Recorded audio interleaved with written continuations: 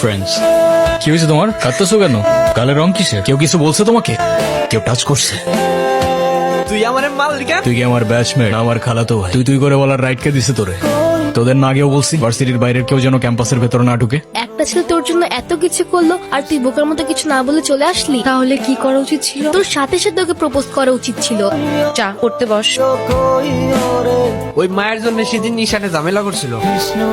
ক্যাম্পাসে আসার পর থেকেই দেখলাম ওই সিনিয়র ভাইটার নাম। উনি কি কোনো পলিটিক্যাল রিলেটেড নাকি? ঈশান ভাইয়া, আসসালামু আলাইকুম ভাইয়া। কি অবস্থা রাইসা? পরে কেউ আর কিছু বলে নাই তো? কি যে বলেন ভাইয়া, আপনি থাকতে কেউ আর ওকে কিছু বলার সাহস পাবে না। ভাইয়া কিছু বলবা? Thank you. তোমার সাথে একদম দেখা করতে আসছি। গিয়ে বল ভাই বিজি, পরে আসতেছি। তোমার মা আসছে ভাই।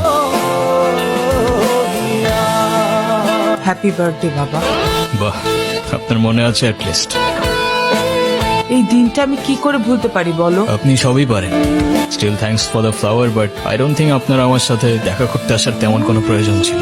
মায়ের সাথে কেউ এভাবে কথা বলে? আমার মা আমাকে অনেকগুলো বছর আগেই ছেড়ে চলে গিয়েছে। আমি তোমাকে ছেড়ে যাইনি, সত্যি বলতে ওই সময়টাই ওইরকম ছিল। মনে করিয়ে দেওয়ার প্রয়োজন নেই, আমি ভুলিনি আর কখনো ভুলবো না। আমি আপনার আঁচল ধরে বারবার বলছিলাম, মা আমায় ছেড়ে যেও না।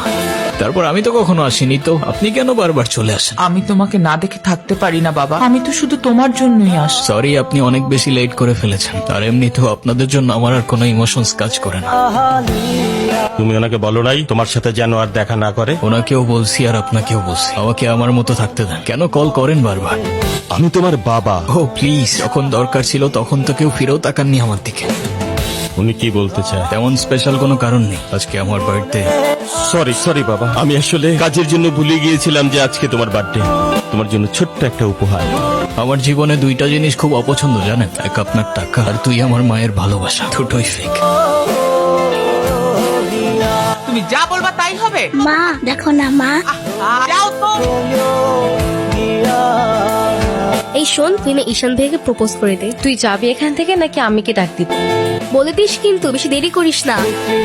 ওরা যে প্রপোজ করবো যদি না করে দেয়? আপনি হলেন চেয়ারম্যান স্যারের ছেলে। এই ভার্সিটিতে এমন কোন মেয়ে আছে আপনারে মানা করবো? ক্যাম্পাসের সবচাইতে সুন্দরী নারীর জন্য এই সুন্দর আই লাভ ইউ।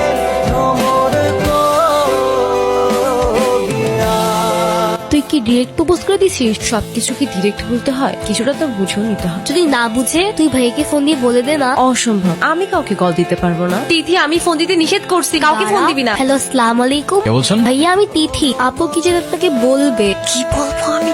কালকে কি আপনি ভার্সিটিতে আসবেন? এটা বলতে কল দিছো? কালকে কি দেখা করতে পারবো?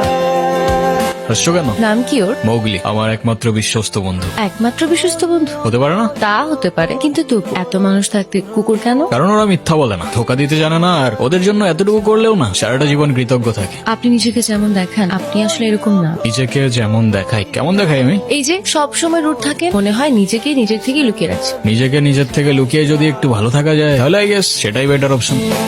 আপনারা তো কষ্ট কিসের? সে থাকুক না, জেনে কি করবা? বলে দিলে তো আর কমে যাবে না, তাই না? কমবে না বুঝলাম, তবে ভাগাভাগি করে নিলে ক্ষতি কি? এই না বন্ধু, একটু মিষ্টি মুখ করে নাও। ওকে, তুই ওদের সাথে ঝামেলা করতে গেছিস কেন? তুই কি রাস্তার বলা পান যার তার সাথে মারামারি করবি? ভাই আমি কেমনি এমনি ঝগড়া করতে গেছি। কেন ওরা তোর ঘাড়ে উঠা বসছিল? ভাই অনুতির গায়ে হাত দিয়েছে ওরা ভাই। বাদ দাও না ভাই, চলো ভাই। তুই যা ভাই চলো না ভাই। তোরে যাইতে বলছি আমি। যা। দেখ ভাই, তোর ক্লাব লাগবে তো দিয়ে যা তুই। আমি তোকে কিচ্ছু বলবো না, কিন্তু অনুর থেকে দূরে থাক। ছোট থেকে জীবনে কারোর ভালোবাসা পাই, ওকে আমার থেকে কেড়ে নিস না ভাই। আমার লাইফে আমার বাবা মা সবগুলো ভালোবাসাকে আমি হারাই ফেলছি। ও ছাড়া আমার জীবনে এখন আর কেউ নাই। ওকে হারানোটা এফোর্ড করতে পারবো না আমি।